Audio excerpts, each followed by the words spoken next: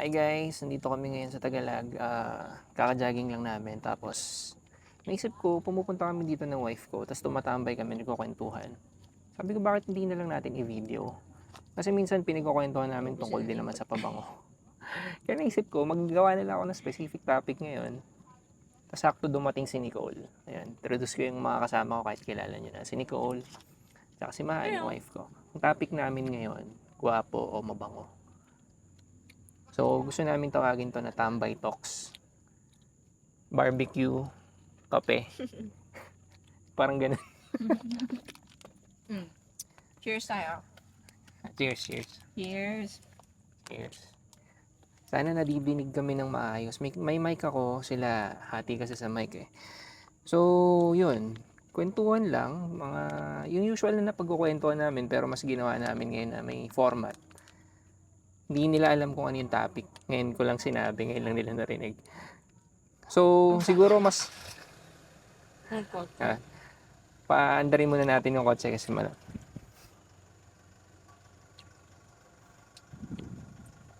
ulitin ko yung intro para walang putol. Patuloy na lang. Okay, Maganda naman. sige. Baka hindi naman madidinig yan. So, yun. Siguro baka ikat ko na nga lang to. Kung nakita nyo may cut, baka kinat ko kasi may kotse sa harapan. Naisip namin baka maingay eh. So, yung unang question ko, kung makakita kayo ng lalaki, sabihin na nating, gwapo nga, artista. Kasi di ba may mga artista na parang nakikilala sila na mabango.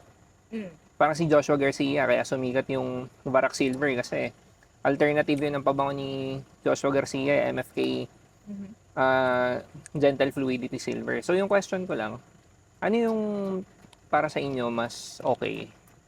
Yung itsura ng mukha, yung physical appearance, o yung amoy? Ano yung mas, anong term doon? Mas, Nakakalimuyak. hindi na, And then mas... mas nakaka-crush. Tama ba yung pagkakasabi? Mas attractive. Ano yung mas attractive? Yung gwapo or yung mabango? Sa akin? Ako ba? Tanungin mo ako kahit mag-isawa na tayo? Hindi, halimbawa, artista, dumaan.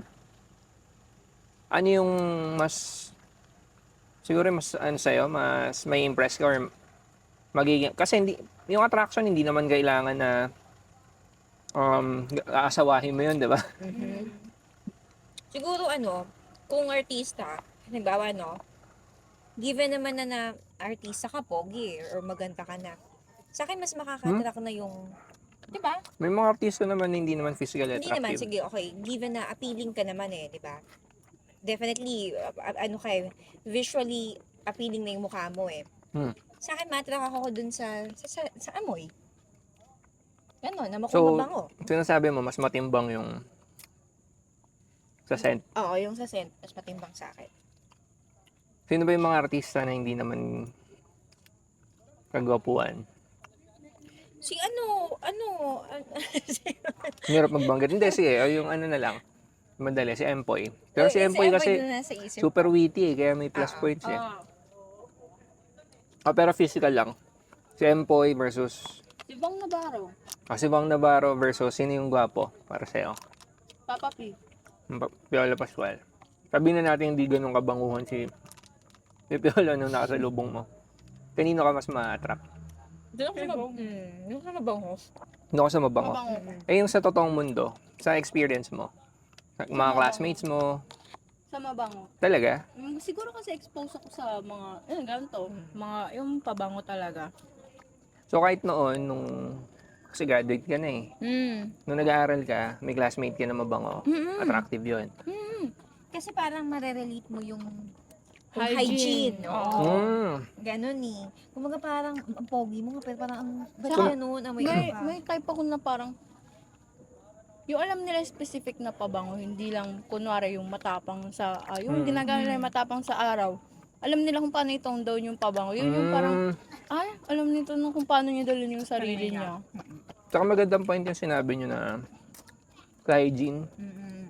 So, kapag naamoy nyo mabango, hindi nyo iniisip na ay yung pabango nito ganito, ay yung pabango nito mahal. Hindi ganun. Mas Hindi. specific kayo na, Oo. ay malinis sa katawan. Ganun. Ganun yun. Parang, pagka, Hmm.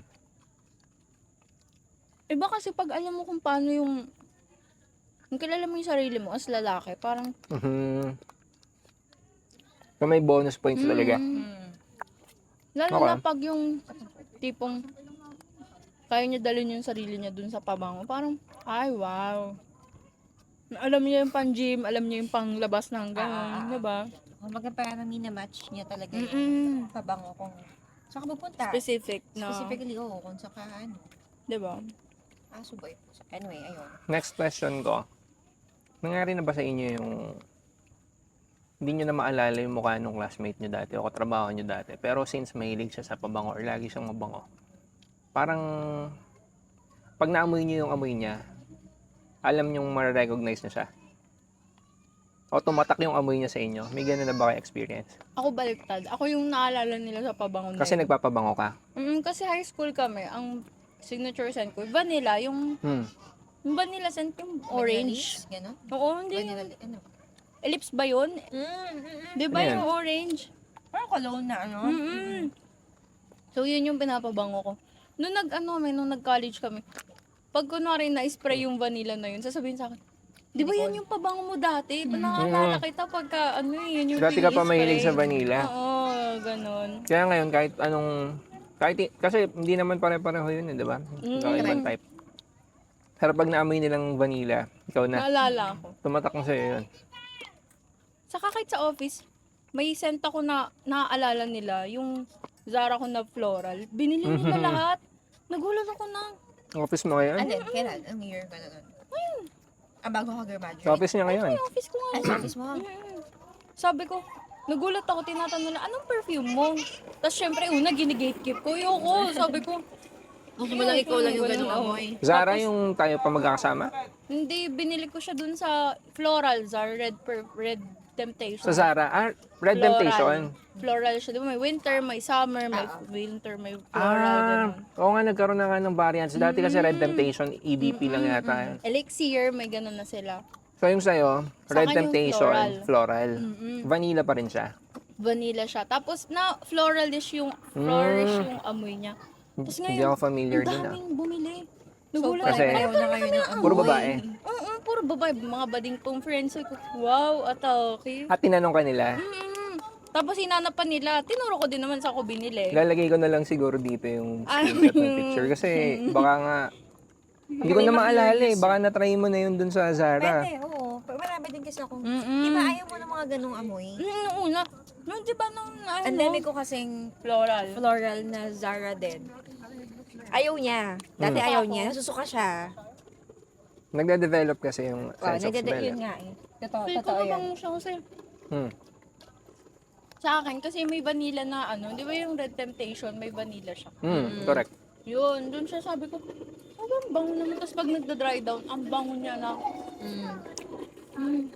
So naka-impluensya ka pa pala doon. Kung Influencer. in-affiliate mo siya, Kung nabudol siya. kung in-affiliate, Kung in-affiliate mo Mayaman yan, na. edi sana. Charis. hindi, ilalagay ko nga dito. Kasi kahit ako hindi ko alam kung ano yung specific na amoy nun. Baka naamoy na natin pero hindi ko maalala. Kaya, bango. Red Temptation, alam ko. Parang cloud, di ba? Parang Ayun. MFK BR540. Very quick lang, kung walang concession. Ako na. Pwede ko namang ikat. O, di ba, kasha pa lang. Magnanakaw muna kami sa kanya. Aabot pa. 1, 2, 3, 4. Hala ka, sa akin. Saan? Ito na sa'yo. Ang dami pa. Manis. Tingin sa akin.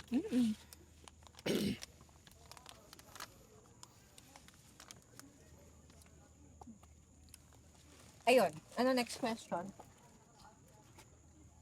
Ikaw na. Ako?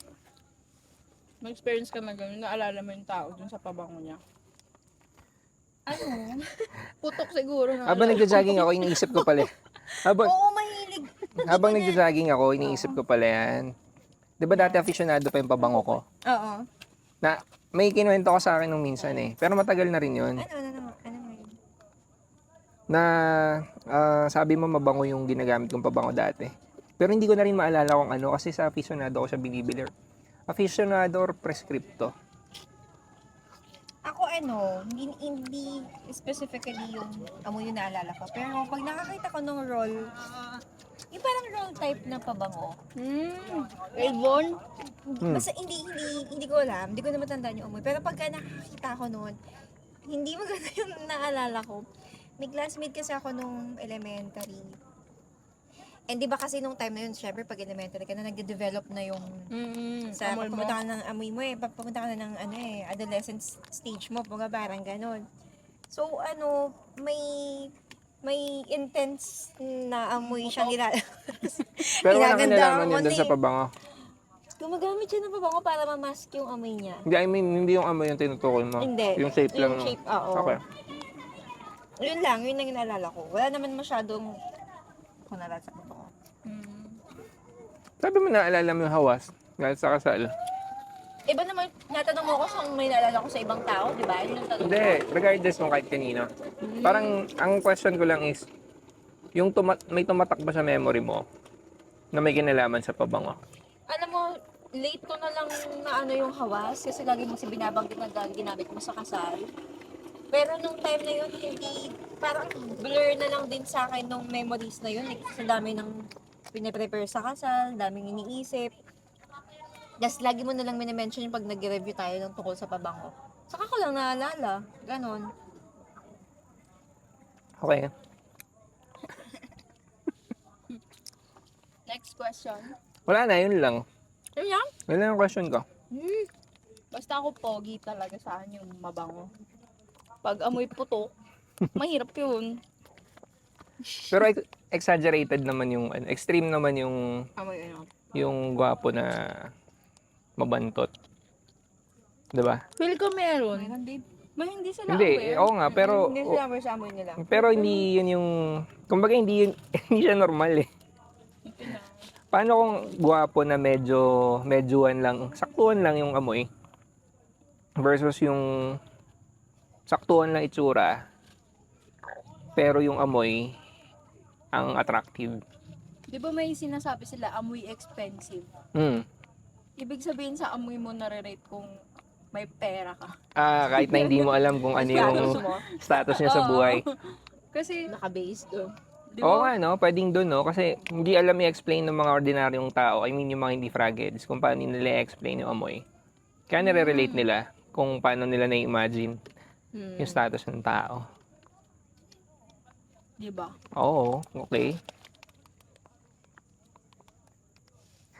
Hindi, kaya ako lang na ano sa memory, kasi ang laki ng connection ng scent sa memory. May receptor sa ilong, pag naamoy mo yung pabango, halimbawa, ikaw nagpabango ka, natanggap ng receptor sa ilong, connected siya sa brain, olfactory bulb. So, shortcutin ko na lang. May video na ako nito dati. So, olfactory bulb. Yung olfactory bulb, kadikit ng amygdala. Yung amygdala, may kinalaman sa pag-control ng emotions, pati sa memory. Kaya may direct connection sila. Kaya Diba, malakas sabi yung mo- recall. Di ba sabi nga nila yung sinasabi mo lang, yung cinnamon na scent, amoy Pasko. Kasi nostalgic siya, ganun siya yung lumalabas. Nostalgic siya sa pang-amoy. Parang, amoy Pasko. Correct. Ganun. Yun, Pala, cinnamon. Diba? Sa bagay, kapag alam mo yung sa bench, yung strawberry na O, yung so in love, Oo. yung amoy So, putok ka na, pagtapos. kasi usong-uso yun nung nung high school ata ako. Parang lahat kami nakaganon nung time na yun. Oh, marelate mo lang pala, tama. High school, days. Agad ko yung dila ko. Masakit. Ako yata yung naalala mo eh. Ang tanong niya kanina, pangit, mabango. Ano sabi niya? Dahil gwapo or mabango. Yung, gwapo. kumbaga yun lang yung main na topic. Wala, yun lang yung na-prepare ko na questions kasi gusto ko maiksi lang. Naisip ko lang kasi unang testing lang naman to kung gusto niyo yung ganitong topic na parang nagkukwentuhan lang. Correct. Comment kayo kung ano gusto nyo tanungin, tapos pagsamasamahin natin. Yun. Tsaka lagay nyo na lang din siguro kung may ganun ka experience. Yung tumatak yung isang tao dahil sa amoy, ex nyo, kaibigan nyo, o yung mga kamag-anak nyo na, o yung mga mahal nyo sa buhay na, na mayapa. Kasi may ganun, diba? So, kahit ano, lagay nyo sa comment section. Thank you. Yun lang.